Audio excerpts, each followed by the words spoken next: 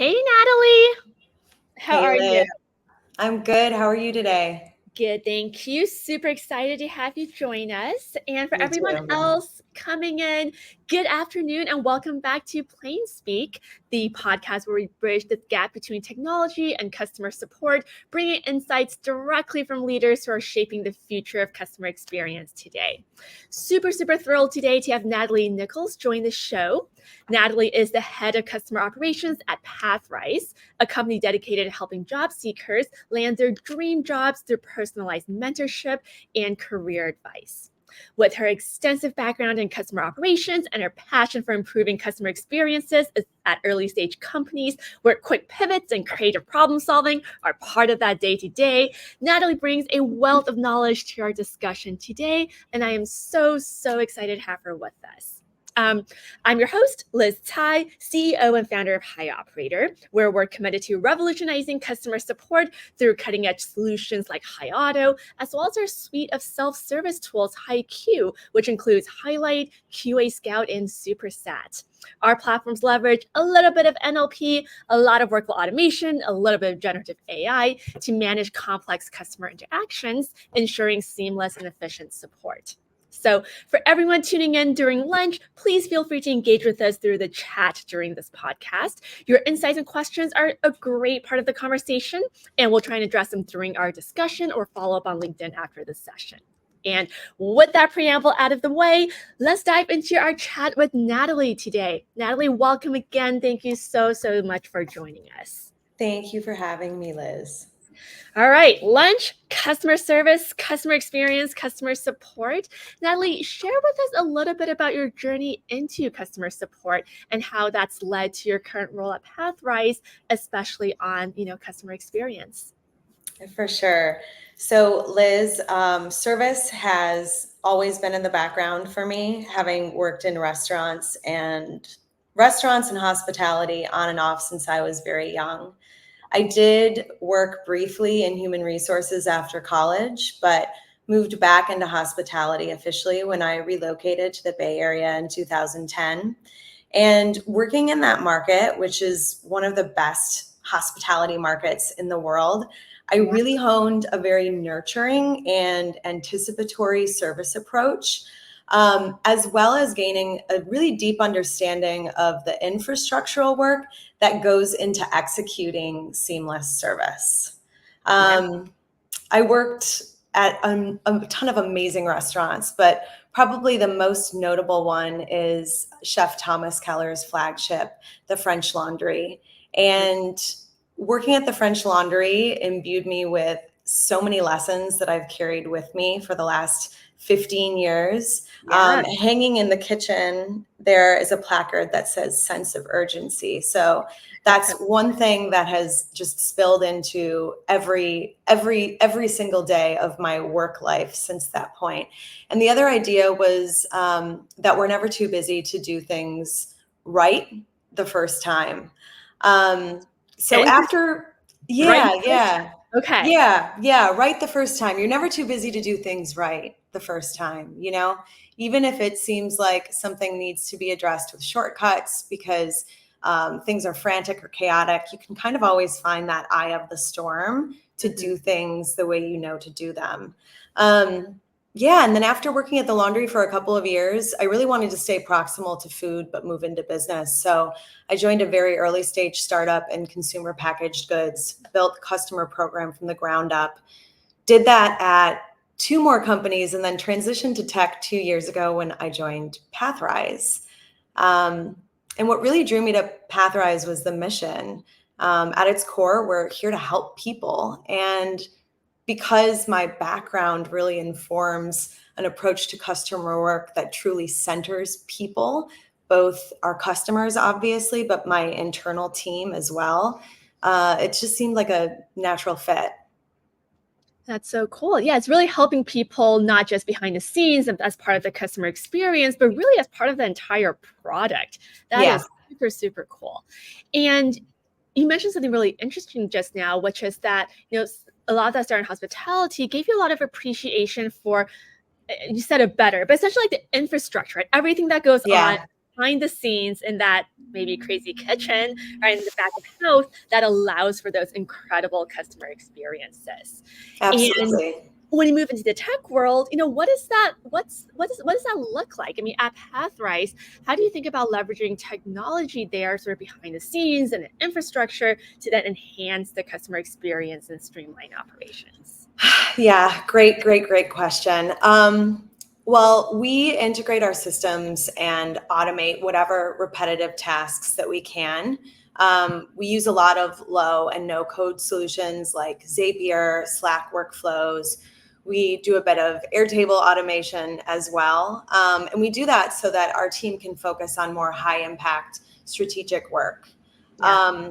Another thing that we do is, Pathrise is very operationally and technically complex. So we actually use Jira Service Management. We use Jira alongside our engineering team for managing our customer support, as opposed to like a Zendesk or a customer. When I first started at Pathrise, I was intent on switching away from Jira Service Management. But one of our values is be a founder. And this lens really challenged me to look at my needs and compare them to the overall needs and the available resourcing for the greater organization, and just get creative with the tool that I've got. So, using workflows, filters, automations, and overall kind of adopting Jira in particular has allowed us to really be resource efficient while being responsive to our fellows' needs. We call our customers our fellows, and providing top-notch support. I love that, because it sounds like you really said, okay, instead of the tools, what's the goal, right? The goal is top-notch support, extending that experience, supporting the users. Exactly. And it's so interesting to hear the path that led you down in terms of saying, hey, these are my tools, let's go accomplish the goal. Yep, for sure.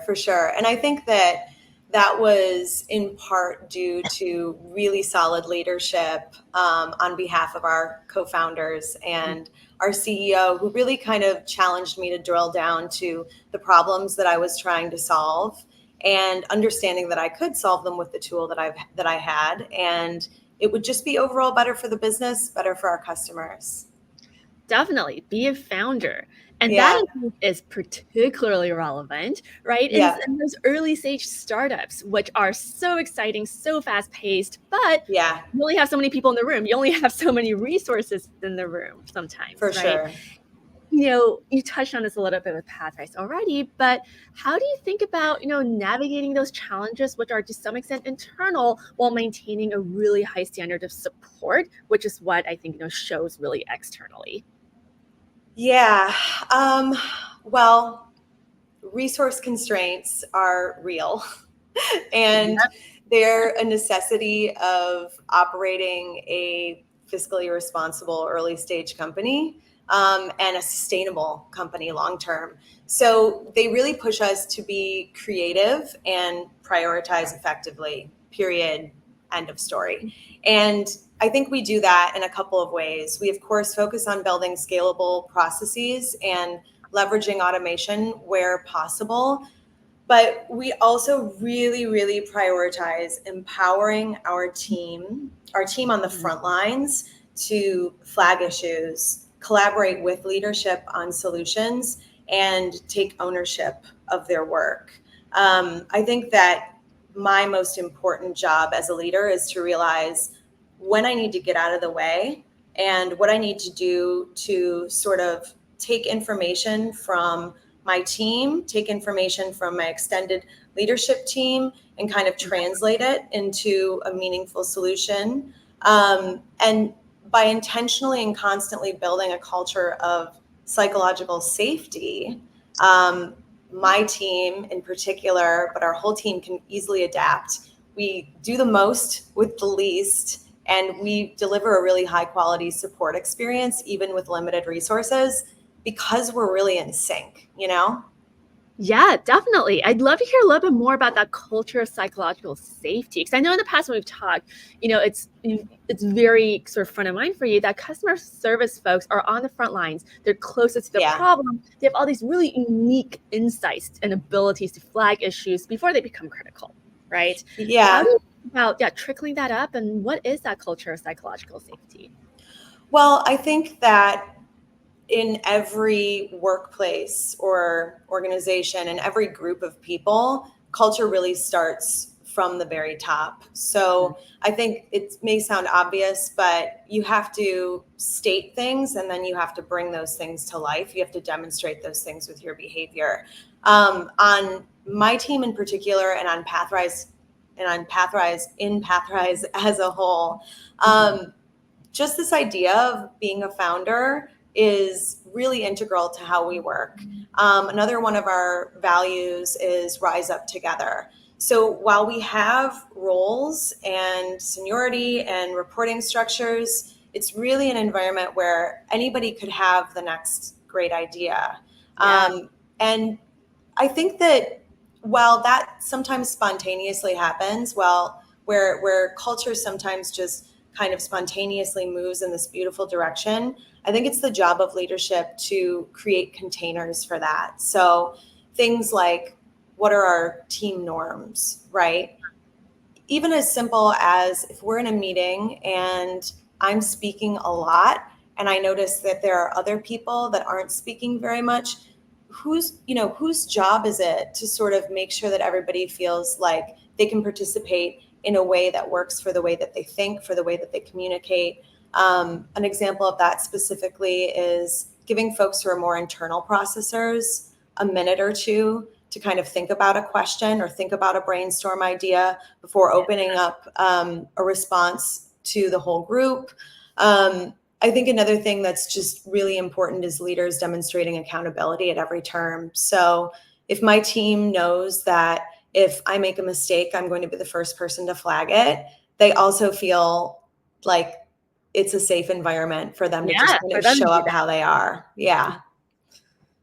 I love the thought that you're giving to that, right? Because like early stage startups, we've been that too. Super crazy, tons of priorities all over the place. And I love Yeah.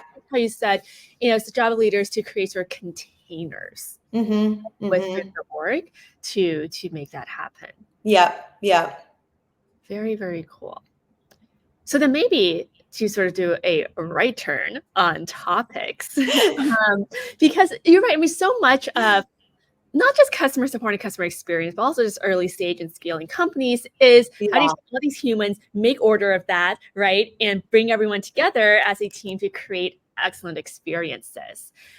And so when we think about the fact that we're in 2024 and people are talking a lot about generative AI and automations and the Yeah. potential that might have to transform support, how do you think about that with your background, experience, focus on team and community at a team like Pathrise? Yeah, I mean, generative AI is powerful and has the potential to totally revolutionize customer support by providing real-time assistance to customers, by providing personalized assistance to customers. And I think that at Pathrise, our model necessitates the human touch, and that will always be central. But generative AI can certainly augment our capabilities. One way in particular that we're thinking about it is through enabling our customers to really self-serve and access information without the help of our team. Not one of my favorite CX metric is CES, customer effort score. How much effort does a customer have to put out in order to get the result, the answer, the support they're looking for? If I can empower our customers to access what they need with sort of as little effort as possible, while also ensuring that they have a quick, clear, and really easy path to engage with my team if that falls short, we all win. We're also exploring how AI could help us analyze interactions, of course, to predict issues and offer proactive solutions before something can sort of turns into a bigger problem downstream. Yeah, that's super exciting. And I love how, again, you're really starting with, well, what's the goal, right? Even Yeah. customer effort score, that's such an interesting way to look at it, because it's Yeah. really saying, okay, well, if I want to provide top-notch support and I want my customers to be able to access that really easily, what is the thing I use to measure that? Yeah. Fascinating.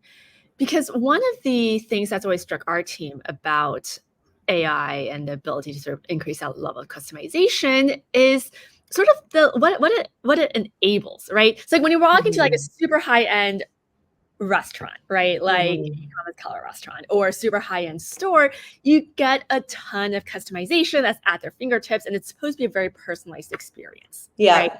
That works sort of at the ultra high end. That's not hasn't always been necessarily available to companies that are more e-commerce, where the cart size is just frankly a little bit lower. And one of the exciting things about generative AI is the ability to sort of democratize that a little bit, right? Yeah. Sort of say we can provide that at every level, not just at the high end. Absolutely.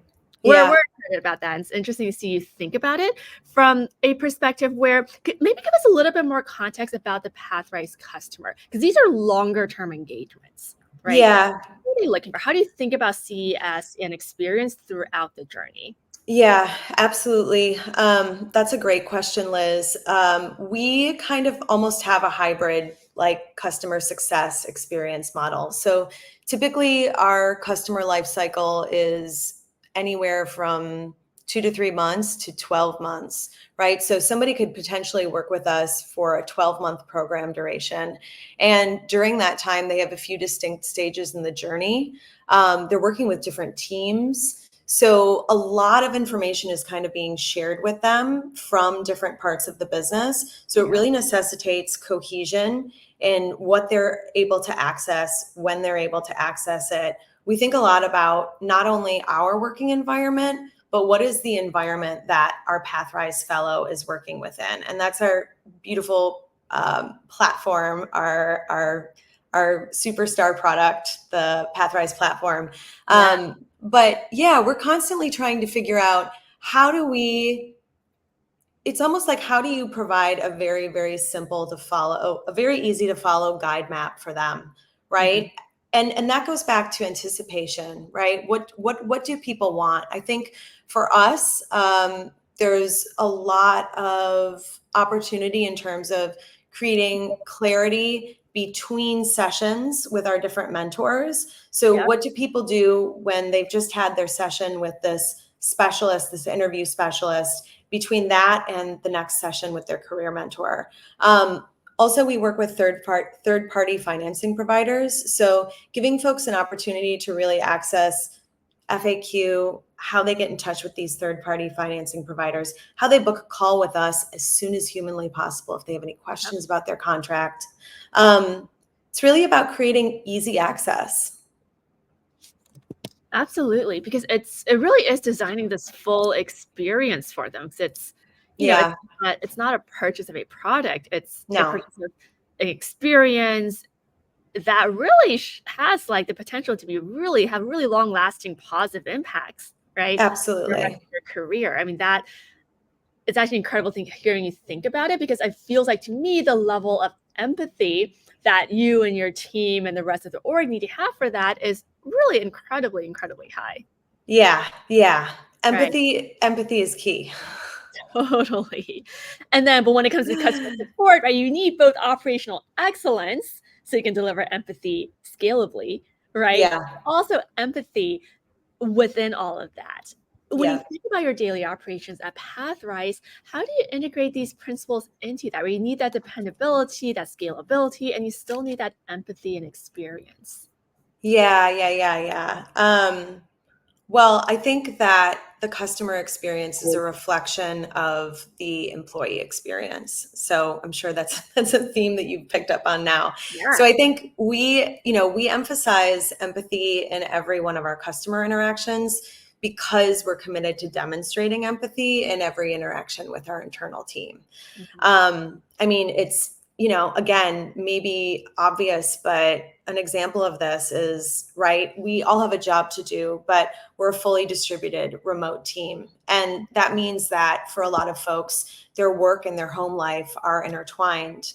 On customer operations, I trust my team to show up and do their best work, and my team demonstrates that I can trust them. So they're giving what they're given. And that goes back to just creating culture being sort of a top-down job. It has to be, right? Yeah.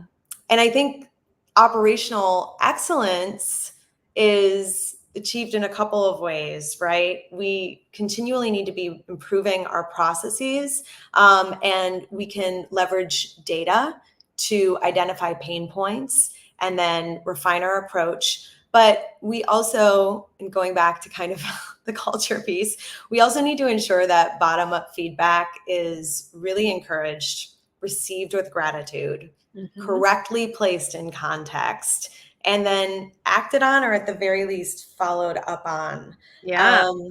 Because again, folks that are kind of closest to folks that are on the front lines are going to be able to identify things a lot quicker than an extended leadership team would in a lot of cases.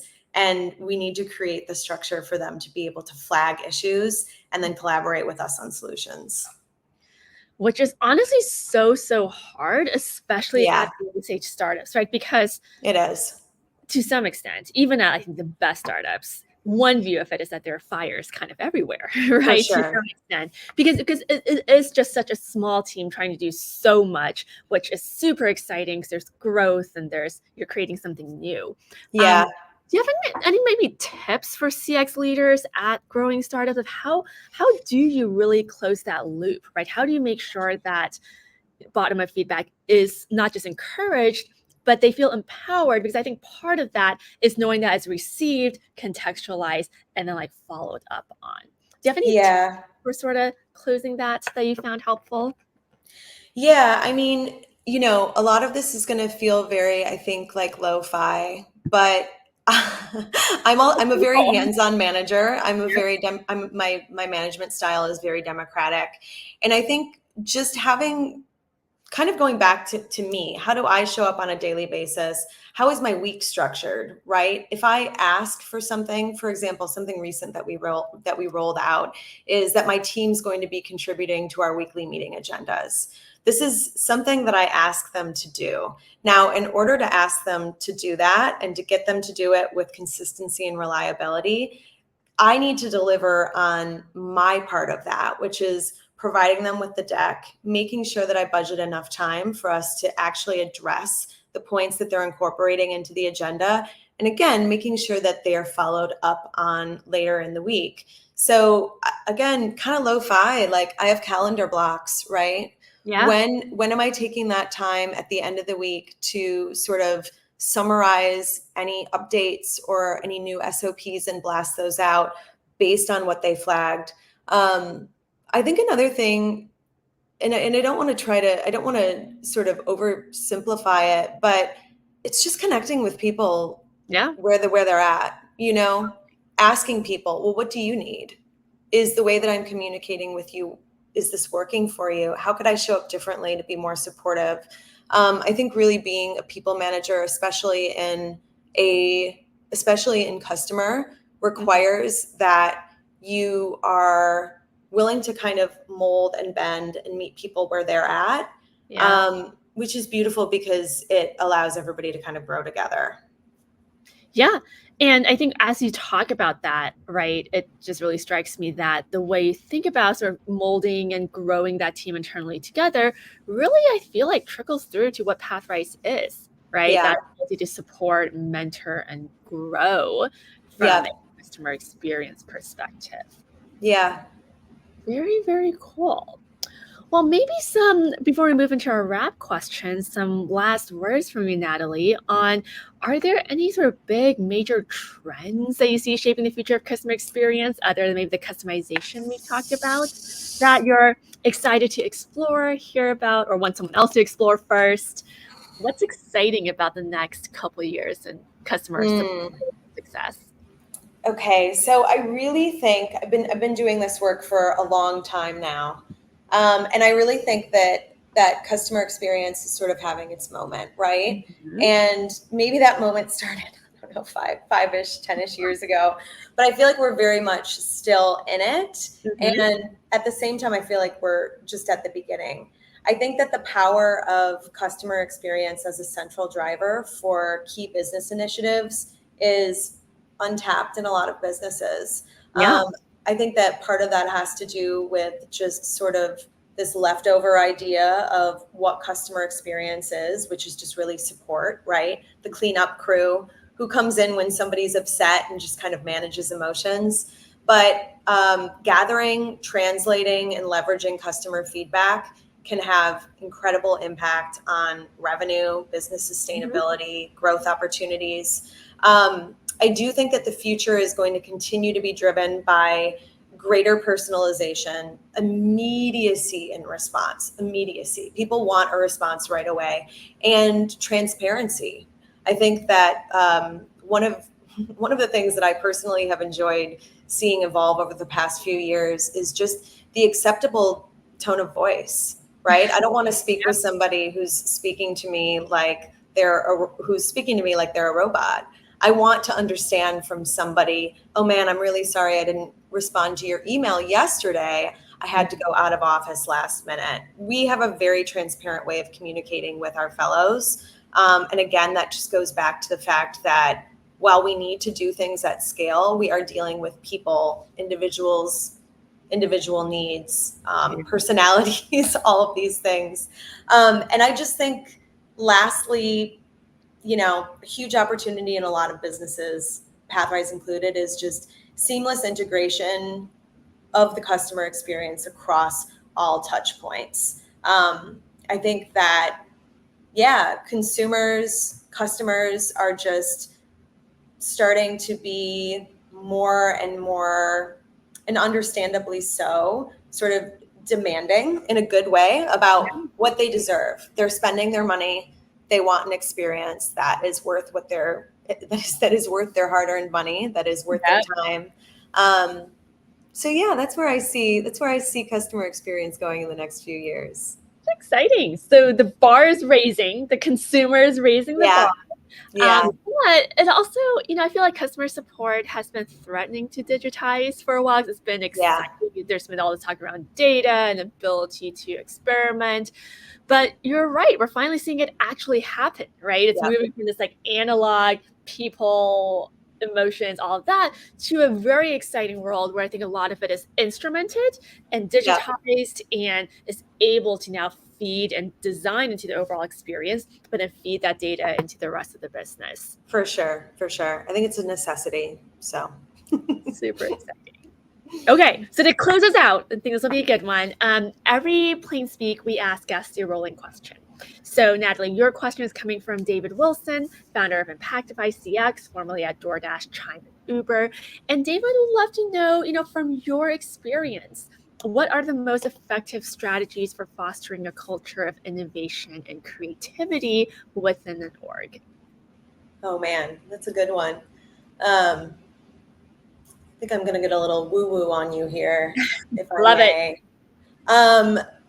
So I think fostering a culture of innovation and creativity is first predicated on building and maintaining trust, right? That's the number one thing that needs to happen, because innovation and creativity are really flow states that depend on people feeling energized, engaged, inspired, focused. And in order to get there, people need to feel safe, and people can't feel safe without trust. So that goes back to the psychological safety and all that beautiful culture stuff. Concurrently, I think leadership has to ensure that people at different levels of the org have overall operating context. And to kind of think through those two things in tandem, right? Somebody could come up with a great idea, but they're not going to design an effective solution for where the business is at unless they understand what the business needs at that moment.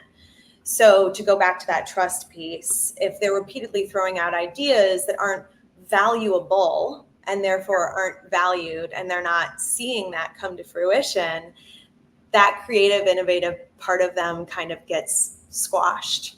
And then I think the last thing is just celebrating mistakes. They're learning opportunities, and that goes back to leadership, demonstrating accountability, extended leadership, not being afraid to say, hey, that was a bad call. We're going to have to walk back on that, and learn from it. So, yeah. I love it. Easy task, right? Yeah, so easy, so simple. That's your innovation. I got to think about that a little bit. But Natalie, what would you like to ask our next week's guest? All right. So I am thinking a lot about change management with this question. In keeping with the theme of really engaging folks, I'm wondering how our next guest keeps their team inspired and focused through major shifts in strategy. Okay. A lot of that happening in 2024. So I'm also excited to see ideas our next guest comes up with. But Natalie, we're right on time here. Thank you for joining us. It's been enlightening to delve into how you and Pathrise integrate technology and customer insight to create that meaningful experience, not just for your fellows, but also for your customer service team internally. Thank you for taking the time to share your insights and for your dedication to enhancing that customer and community experience. So thanks, Liz. Listeners, thank you, Natalie. Everyone else, please join us for our next episode of Plain Speak in 2 weeks. We look forward to exploring more fascinating intersections of technology and customer support with you. Thank you for tuning in, and see you next time.